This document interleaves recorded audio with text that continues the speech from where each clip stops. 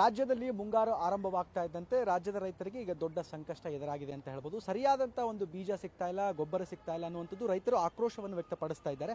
ಇದಕ್ಕೆ ಸಂಬಂಧಪಟ್ಟ ಹಾಗೆ ನಮ್ಮ ಜೊತೆ ಮಾತನಾಡಲಿಕ್ಕೆ KRS ಪಕ್ಷದ ವ್ಯವಸ್ಥಾಪಕ ಗೌರವಾಧ್ಯಕ್ಷರಾಗಿರ್ತಕ್ಕಂಥ ರವಿ ಕೃಷ್ಣಾರೆಡ್ಡಿ ಇದ್ದಾರೆ. ಅವ್ರನ್ನ ಮಾತನಾಡಿಸ್ತಾನೆ ಬನ್ನಿ. ಸರ್, ರಾಜ್ಯದಲ್ಲಿ ಈ ರೀತಿ ದೊಡ್ಡ ಸಮಸ್ಯೆ ಆಗ್ತಾ ಇದೆ, ರೈತರಿಗೆ ಬೀಜ ಸಿಗ್ತಾ ಇಲ್ಲ, ರಸಗೊಬ್ಬರ ಸಿಗ್ತಾ ಇಲ್ಲ, ಏನು ಹೇಳ್ತೀರಾ ಸರ್? ಒಂದು ಕಡೆ ಮೊದಲಿಗೆ ಆರಂಭದಲ್ಲಿ ಬೀಜ ಬೇಕು, ಬೀಜದ ಜೊತೆಗೆ ಕೆಲವೊಂದು ರಸಗೊಬ್ಬರಗಳು ಹಾಕಬೇಕು. ಯಾಕಂದರೆ DAP ಆ ತರಹದನ್ನ ಬೀಜದ ಜೊತೆಗೆ ಹಾಕ್ತಾರೆ. ಆಮೇಲೆ ಬೆಳೀತಾ ಯೂರಿಯಾ ಕಾಂಪ್ಲೆಕ್ಸ್ ಈ ಥರದ್ದು ಬೇರೆದನ್ನು ಹಾಕ್ತಾರೆ.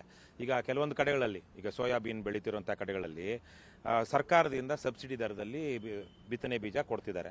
ಸರ್ಕಾರದಿಂದ ಬಿತ್ತನೆ ಬೀಜ ಸಬ್ಸಿಡಿ ದರದಲ್ಲಿ ಮತ್ತು ಬಹುತೇಕವಾಗಿ ಕೆಲವೊಂದು ಬೀಜಗಳಿಗೆ ಸರ್ಕಾರನೇ ಕೊಡುವಂತಹದ್ದು. ತುಂಬ ಲಾಭದಾಯಕವಾದಂಥ ಬೆಳೆಗಳಿಗೆ ಖಾಸಗಿ ಕಂಪನಿ ದೊಡ್ಡ MNCಗಳನ್ನೇ ಮಾರ್ತಾರೆ. ಆದರೆ ಅದು ಸಾಕಷ್ಟು ಸಿಗ್ತಾ ಇಲ್ಲ ಅಂತೇಳಿ ಇತ್ತೀಚೆಗೆ ನಾವು ಬಹುಶಃ ಹಾವೇರಿಲಿರ್ಬೋದು, ನೂರಾರು ಜನ ಪೊಲೀಸ್ ಲಾಠಿ ಚಾರ್ಜು ಆಯ್ತೇನೋ, ನೂರಾರು ಜನ ಅಲ್ಲಿ ಹೋಗಿ ನೋಡಿದಾಗ, ಅಲ್ಲಿ ತಗೊಳ್ಳೋದಕ್ಕೆ ಹೋದಾಗ ಬೀಜನೇ ಸಿಗ್ತಾ ಇಲ್ಲ. ಇದು ಪ್ರತಿ ವರ್ಷ ನಡೀತಿರುವಂಥದ್ದು. ಒಂದು ಮೊದಲೆಲ್ಲ ನೋಡಿ ಒಂದು ಒಳ್ಳೆ ವ್ಯವಸ್ಥೆ ಇತ್ತು. ಇವತ್ತು ಇರುವಂಥ ಬದ್ಮಾಶ್ಗಳು ನಮ್ಮ ಸರ್ಕಾರಿ ಅಧಿಕಾರಿಗಳು ಇಷ್ಟೆಲ್ಲ ಜನ ಆಗಿದ್ದಾರೆ, ಇಷ್ಟೆಲ್ಲ ಟೆಕ್ನಾಲಜಿ ಇದೆ. ಆದರೆ ಬದ್ಮಾಶ್ಗಿರಿಯಿಂದಾಗಿ, ಜನದ್ರೋಹದಿಂದಾಗಿ ಅವರು ಸಂಬಳಕ್ಕೆ ಮೋಸ ಮಾಡ್ತಿರೋ ಕಾರಣಕ್ಕಾಗಿ ವ್ಯವಸ್ಥೆ ಕೆಟ್ಟಿದೆ. ಯಾಕೆ ಅಂತೀರಾ? ಹಿಂದೆ ಎಲ್ಲ ಗ್ರಾಮ ಸೇವಕರು ಅವರ ಗ್ರಾಮ ವ್ಯಾಪ್ತಿಯಲ್ಲಿ ಎಷ್ಟು ಎಕರೆ ಜಮೀನಿದೆ, ಎಷ್ಟು ಎಕರೆನಲ್ಲಿ ಯಾವ ಬೆಳೆ ಬೆಳೀತಾರೆ, ಯಾವ ಸಂದರ್ಭದಲ್ಲಿ ಯಾವ ಫಸಲು ಬರುತ್ತೆ, ಇವೆಲ್ಲ ಮಾಹಿತಿ ಇರ್ತಾ ಇತ್ತು. ಹಾಗಾಗಿ ಬಿತ್ತನೆ ಮಾಡೋದಕ್ಕೂ ಎಷ್ಟು ಬೇಕಾಗುತ್ತೆ ಅನ್ನುವಂಥ ಮಾಹಿತಿ ಅವಾಗ ಇಟ್ಕೊಳ್ತಾ ಇತ್ತು. ಇವತ್ತು ಕಂದಾಯ ಇಲಾಖೆ, ಕೃಷಿ ಇಲಾಖೆ ಯಾರೂ ಆ ಮಾಹಿತಿ ಇಟ್ಕೊಳ್ತಾ ಇಲ್ಲ. ಅಂದಾಜ್ ಮೇಲೆ, ಅಡ್ಡೇಟ್ ಮೇಲೆ ಗುಡ್ಡೇಟು ಅಂತ ನಮ್ಮ ಕಡೆ ಅಂತಾರೆ. ಸೊ ಹಾಗಾಗಿ ಅಂದಾಜ್ ಮೇಲೆ ತರಿಸ್ತಾರೆ. ಗ್ರಾಮ ಪಂಚಾಯಿತಿ ಅಧಿಕಾರಿಗಳನ್ನ, ಗ್ರಾಮ ಸೇವಕರನ್ನ, ಕಂದಾಯ ಇಲಾಖೆ ಅಧಿಕಾರಿಗಳನ್ನ ಇವನ್ನೆಲ್ಲ ವಿಶ್ವಾಸಕ್ಕೆ ತಗೊಂಡು ಪ್ರತಿ ವರ್ಷ ನಮ್ಮ ತಾಲೂಕಿನಲ್ಲಿ ರೈತರು ಎಷ್ಟು ಎಕರೆಯಲ್ಲಿ ಯಾವ ಬೆಳೆಯನ್ನು ಬೆಳೀಲಿದ್ದಾರೆ, ಅಷ್ಟು ಬೆಳೆಯೋದಕ್ಕೆ ಯಾವ ಬಿತ್ತನೆ ಬೀಜಗಳು, ಯಾವ್ಯಾವ ಬೀಜಗಳು ಬೇಕು ಅನ್ನೋದನ್ನು ಕಂಡುಕೊಳ್ಳೋದಕ್ಕೆ ಇವತ್ತಿರೋ ಟೆಕ್ನಾಲಜಿಯಲ್ಲಿ ಸುಲಭನಾ ಕಷ್ಟನಾ? ಅತ್ಯಂತ ಸುಲಭ. ಆದರೆ ಯಾಕೆ ಮಾಡ್ತಾ ಇಲ್ಲ? ಬೇಕಾಗಿಲ್ಲ ಇವರು. ಯಾಕಂದರೆ ರೈತರು ಕೇಳ್ತಾ ಇಲ್ಲ. ರೈತರು ಒಂದು ಥರದಲ್ಲಿ ಬಿಟ್ಟಿಯಾಗಿ ಸಿಗುತ್ತಲ್ಲ, ಕಡಿಮೆಗೆ ಸಿಗುತ್ತಲ್ಲ ಅನ್ನುವಂಥ ರೀತಿಯಲ್ಲಿ ವರ್ತನೆ ಮಾಡ್ತಾ ಇದ್ದಾರೆ. ನಮ್ಮ ಕೃಷಿ ಇಲಾಖೆ ಅತ್ಯಂತ, ನನಗೆ ಗೊತ್ತಿರೋ ಹಾಗೆ ಭೈರೇಗೌಡರು ಅಂತಿದ್ರು, ಭೈರೇಗೌಡ ಅಂತ, ಅವರು ಜನತಾ ಪಕ್ಷದ ಪರಿವಾರದಲ್ಲಿದ್ದಂಥವ್ರು. ಅವರ ನಂತರ ಬಂದಂಥ ಯಾವ ಕೃಷಿ ಮಂತ್ರಿನೂ ಲಾಯಕ್ಕಿಲ್ಲ.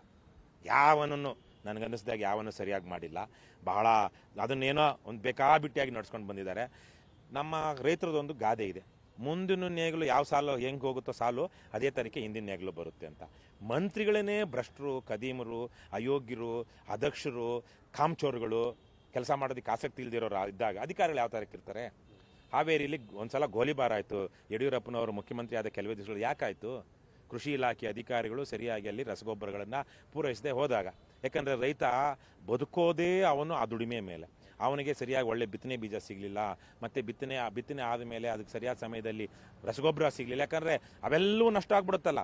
ರಸಗೊಬ್ಬರ ಸರಿಯಾದ ಸಮಯಕ್ಕೆ ಆಗಲಿಲ್ಲ ಅಂದರೆ, ಇಳುವರಿ ಬರಲಿಲ್ಲ ಅಂದರೆ ಅವನು ಇಡೀ ವರ್ಷದ ಆದಾಯನೇ ನಷ್ಟ ಆಯ್ತಲ್ವಾ?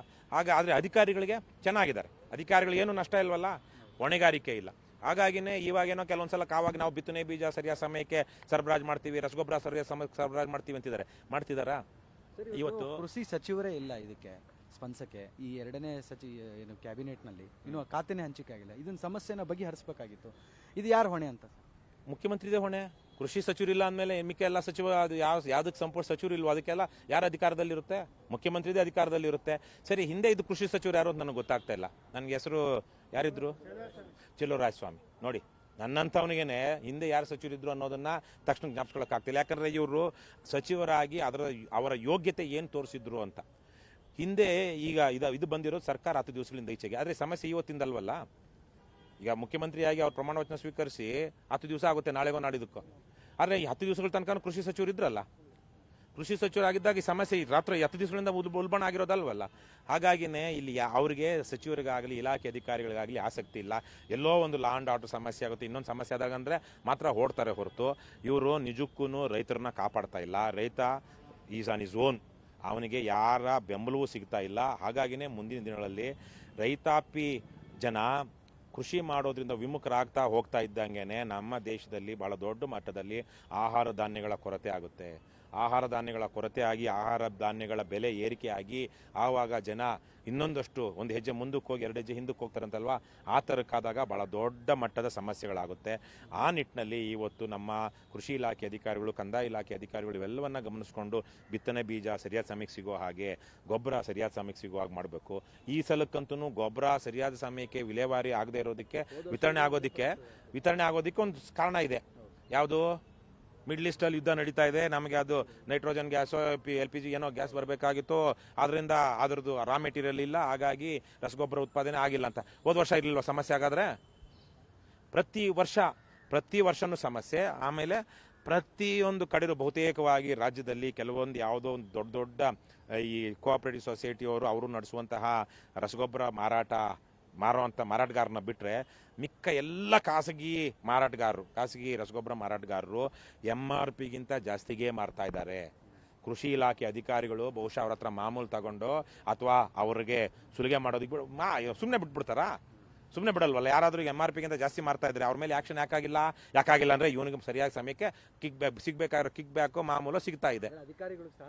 ಅಧಿಕಾರಿಗಳಿಗೆ ಅವ್ರು ಸಿಗ್ಬೇಕು, ಅವ್ರು ಲಂಚ ಕೊಡ್ತಾ ಇದ್ದಾರೆ, ಸುಮ್ಮನೆ ಆಗ್ತಿದ್ದಾರೆ ಲಂಚ ತಗೊಂಡು.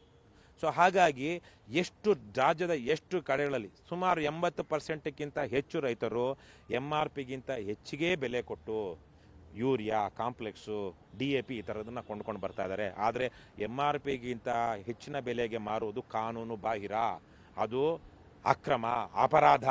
ಆದರೆ ಎಷ್ಟು ಜನರ ಮೇಲೆ ಶಿಕ್ಷೆ ಆಗಿದೆ ಇವತ್ತು? ಅದನ್ನು MRPಗಿಂತ ಹೆಚ್ಚು ಬೆಲೆ ಕೊಟ್ಟು ತಗೊಂಡ ಮೇಲೆ ರೈತರು ಅವ್ರಿಗೆ ಇನ್ಪುಟ್ ಕಾಸ್ಟು ಅಂದರೆ ಅವರು ಹಾಕಬೇಕಾಗಿರೋ ಅವ್ರ ಬಂಡವಾಳ ಜಾಸ್ತಿ ಆಗ್ತಾ ಇಲ್ವಾ? ಬಂಡವಾಳ ಜಾಸ್ತಿ ಆಗ್ತಿದ್ದಂಗೆ ಬೆಲೆ ಬರ್ತಾ ಇದೆಯಾ? ಬೆಲೆ ಬರ್ತಾ ಇಲ್ಲ. ರೈತರು ಈ ಸಲಕ್ಕೆ ಸುಮಾರು 2,000-2,500 ರೂಪಾಯಿ ಬಂದರೆ ಅವರಿಗೆ ಅವರ ಕೂಲಿ, ಅವರ ಮನೆಯ ಗೊಬ್ಬರ, ಅವರ ಜಮೀನಿನ ಬಾಡಿಗೆ ಇವೆಲ್ಲ ಸೇರಿ ಲಾಭ ಬರೋದು ಯಾವುದಕ್ಕೆ? ಮುಸ್ಕಿನ ಜೋಳಕ್ಕೆ. ಆದರೆ 1,600 ರೂಪಾಯಿ ಫಿಕ್ಸ್ ಮಾಡಿತ್ತು ಯಾರು? ಸರ್ಕಾರ, ಬೆಂಬಲ ಬೆಲೆ ಅಂತೇಳಿ. ಅದು ಎಷ್ಟಕ್ಕೆ? 1 ಎಕರೆಗೆ ಇಷ್ಟು ಚೀಲ ಮಾತ್ರ ಅಂತ. ನಿಮ್ದು 5 ಎಕರೆ ಇದ್ರೆ 5 ಎಕರೆಗೆ 20 ಚೀಲ ಅಂತ ಇಟ್ಕೊಂಡ್ರೆ 5 ಎಕರೆಯಲ್ಲಿ ಇಳುವರಿ ಎಷ್ಟು ಬಂದಿದೆ? 100 ಚೀಲದ ಮೇಲೆ ಬಂದಿದೆ. ಇನ್ನು 80 ಚೀಲ ನಾವು ಎಲ್ಲಿ ಮಾರಬೇಕು? ಎಷ್ಟಕ್ಕೆ ಮಾರಬೇಕು? 1,200-1,300. ಅಂದರೆ ತಾನು ಹಾಕಿರುವಂಥ ಯೂರಿಯಾ, ತನ್ನ ಜಮೀನಿನ ತನ್ನ ಕೊಟ್ಟಿಗೆ ಗೊಬ್ಬರ ಇವೆಲ್ಲವನ್ನೂ ಕಳ್ಕೊಂಡು ಅವನು ಯಾವುದು ಉಳುಮೆಗೆ, ಬಿತ್ತನೆಗೆ, ಕೊಯ್ಲಿಗೆ ಇಷ್ಟಕ್ಕೆ ಏನು ಖರ್ಚು ಮಾಡಿದನೋ ಅಷ್ಟು ತಗೊಳ್ಬೇಕು. ಇದನ್ನ ಯಾವ್ದಾದ್ರು ಬುದ್ಧಿ ಇರುವಂಥವ್ರು ವ್ಯವಸಾಯ ಅಂತಾರೆ. ಇದನ್ನ ಬುದ್ಧಿ ಇರುವಂಥವ್ರು ವ್ಯವಸಾಯ, ಇದನ್ನು ಮಾಡೋವಂಥವ್ರನ್ನ ಬುದ್ಧಿ ಇರುವಂಥ ರೈತರು ಅನ್ನೋದಿಲ್ಲ. ಹಾಗಾಗಿನೇ ರೈತರನ್ನ ಇವತ್ತು ಸಂಕಷ್ಟಕ್ಕೆ ದೂಡಲಾಗ್ತಾ ಇದೆ. ಅದಕ್ಕೆ ಬಹಳ ದೊಡ್ಡ ಕಾರಣ ಅವರ ಇನ್ಪುಟ್ ಕಾಸ್ಟ್. ಅಂದರೆ ರೈತರು ಬೆಳೆ ಬೆಳೆಯೋದಕ್ಕೆ ಖರ್ಚು ಮಾಡುವ ಉತ್ಪಾದನಾ ವೆಚ್ಚಗಳು ಜಾಸ್ತಿ ಆಗ್ತಾ ಇರೋದು. ಅದರಲ್ಲಿ ಬಹಳ ದೊಡ್ಡ ವೆಚ್ಚ ಗೊಬ್ಬರದ್ದು, ರಸಗೊಬ್ಬರದ್ದು. ಇವತ್ತು ರಸಗೊಬ್ಬರಗಳಿಲ್ಲದೆ ಬೆಳೆಲಾರದಂಥ ಒಂದು ಸ್ಥಿತಿಗೆ ನಾವು ಬಂದ್ಬಿಟ್ಟಿದ್ವಿ. ರಸಗೊಬ್ಬರದಲ್ಲಿ ನಿಮ್ಗೆ 266 ರೂಪಾಯಿ MRP, 266 ರೂಪಾಯಿ, 266 ರೂಪಾಯಿ ಒಂದು ಚೀಲಕ್ಕೆ. ಅದೇ DAPಗೆ 1,350 ರೂಪಾಯಿ, ಕಾಂಪ್ಲೆಕ್ಸ್ಗೆ 1,450 ರೂಪಾಯಿ. ಇದು MRP. ಆದರೆ ರಾಜ್ಯದ ಎಷ್ಟು ಕಡೆಗಳಲ್ಲಿ ಈ MRPಗೆ ಮಾರ್ತಾ ಇದ್ದಾರೆ? ಮಾರದೇ ಇರೋ ಕಡೆ, ಇದನ್ನು ಜಾಸ್ತಿ ಮಾರ್ತಿರೋ ಕಡೆ ಕೃಷಿ ಇಲಾಖೆ ಅಧಿಕಾರಿಗಳು ಏನಾದ್ರು ಕ್ರಮ ತೆಗೆದುಕೊಂಡಿದಾರ? ಇಲ್ಲ. ಅಂದರೆ ಇದೊಂದು ರೀತಿಯಲ್ಲಿ ಮಾಫಿಯಾ, ಒಬ್ರಿಗೊಬ್ರಿಗೆ ಜಾಲ ಇದು. ನಾನೇನು ಮಾಡೋದಿಲ್ಲ, ನೀನು ಮಾರ್ಕೋ, ನಿನ್ಗೆ ಎಷ್ಟಾದ್ರೂ ಮಾರ್ಕೋ, ನನಗೆ ಕೊಟ್ಬಿಡು. ಇಲ್ಲಾಂದ್ರೆ ಅದು ಯಾರಾದರೂ ವ್ಯಾಪ್ತಿಗೆ ಬಂದಾಗ ಸರ್ ಅಲ್ಲಿ ಏನೋ ತಪ್ಪಾಗ್ತಾ ಇದೆ, ಅದು ನಿಮ್ಮ ವ್ಯಾಪ್ತಿಗೆ ಬರುತ್ತೆ, ಆಕ್ಷನ್ ತಗೊಳ್ಳಿದ್ರೆ ಯಾಕೆ ತಗೊಳ್ಳಲ್ಲ? ಏನೋ ಇದೆ ಅಂದಾಗ. ಹಾಗಾಗಿ ಇದೊಂದು ದೊಡ್ಡ ಜಾಲ. ಅದಕ್ಕೆ ಈ ಸಲ ಕರ್ನಾಟಕ ರಾಷ್ಟ್ರ ಸಮಿತಿ ಪಕ್ಷ ನಾವು ಕಳೆದ ಒಂದು ತಿಂಗಳಿನಿಂದ ಈ ವಿಚಾರವಾಗಿ ಸಾಕಷ್ಟು ಸ್ಟಡಿ ಮಾಡಿ ನಮ್ಮ ಪಕ್ಷದ ಪ್ರಧಾನ ಕಾರ್ಯದರ್ಶಿ ಆಗಿರುವಂಥ ರಘುಪತಿ ಭಟ್ರು, ಪಕ್ಷದ ರಾಜ್ಯ ಕಾರ್ಯಾಧ್ಯಕ್ಷರಾಗಿರುವಂಥ ರಘು ಜಾಣಗೆರೆ ಅವರೆಲ್ಲ ಮೊನ್ನೆ ಹೋಗಿ ಇಫ್ಕೋಗೆ ಯಾಕೆ ರಸಗೊಬ್ಬರದಲ್ಲಿ ಈ ಥರಕ್ಕೆ ವ್ಯತ್ಯಾಸಗಳಾಗ್ತಾ ಇದೆ, ಜನರಿಗೆ ಯಾಕೆ MRPಗಿಂತ ರೈತರಿಗೆ ಜಾಸ್ತಿ ಮಾರಲಾಗ್ತಾ ಇದೆ ಅಂತೆಲ್ಲ ವಿಚಾರಿಸಿ ಬಂದಿದ್ದಾರೆ. ಇವತ್ತು ಕೃಷಿ ಆಯುಕ್ತರನ್ನ, ಪ್ರಿನ್ಸಿಪಲ್ ಸೆಕ್ರೆಟರಿಯನ್ನು ಭೇಟಿ ಮಾಡಬೇಕು ಅಂತಿದ್ದೀವಿ. ಸಾಧ್ಯ ಆದರೆ ಕೃಷಿ ಸಚಿವರಾಗಿರುವಂಥ ಮುಖ್ಯಮಂತ್ರಿಯನ್ನೇ ಭೇಟಿ ಆಗಬೇಕು ಅಂತ. ಪಾಪ ಅವರೆಲ್ಲ ಬಿಡೋದಿನಲ್ಲೋ ಇನ್ಯಾವುದೋ ರೈತರ ತಲೆ ಮೇಲೆ ಬಂಡೆ ಎಳೆಯೋದಕ್ಕೆ, ಅವ್ರ ಹೆಸರೇ ಬಂಡೆ, ರೈತರ ತಲೆ ಮೇಲೆ ಬಂಡೆ ಎಳೆಯೋದಕ್ಕೆ ಬ್ಯುಸಿ ಇರ್ತಾರೆ. ಅವ್ರಿಗೆ ಬಹುಶಃ ಸಿಗೋದಿಲ್ಲ. ಕೃಷಿ ಇದು ಬೇಕಾ? ಯಾಕಂದರೆ ಒಳ್ಳೆ ಸಮೃದ್ಧ ಕೃಷಿ ಭೂಮಿನೇ ಅದು ಬರಡು ಭೂಮಿ, ಬಂಜರು ಭೂಮಿ, ಅಲ್ಲಿ ರೈತರು ಯಾರು ಉಳುಮೆ ಮಾಡ್ತಾ ಇಲ್ಲ ಅಂತ ಹೇಳುವಂಥ ವ್ಯಕ್ತಿ ಹತ್ರ ಹೋಗಿ ಕೋಣನ ಮುಂದೆ ಕಿನ್ನರಿ ಬಾರಿಸಿದಾಗೆ ಉಪಯೋಗ ಇಲ್ಲ. ಆದರೆ ನಾವು ಜನರಲ್ಲಿ ಇವತ್ತೊಂದು ಜಾಗೃತಿ ಮೂಡಿಸಿದ್ದೀವಿ. MRPಗಿಂತ ನೀವು ಇದನ್ನು ಸರಿಯಾಗಿ ಹಾಕಬೇಕು ವಿಡಿಯೋನ. MRPಗಿಂತ ಯಾವುದೇ ಖಾಸಗಿ ರಸಗೊಬ್ಬರ ಮಾರಾಟಗಾರ ಜಾಸ್ತಿ ಮಾರ್ತಾ ಇದ್ದರೆ ದಯವಿಟ್ಟು ಕರ್ನಾಟಕ ರಾಷ್ಟ್ರ ಸಮಿತಿ ಪಕ್ಷದವರ ಗಮನಕ್ಕೆ ತನ್ನಿ.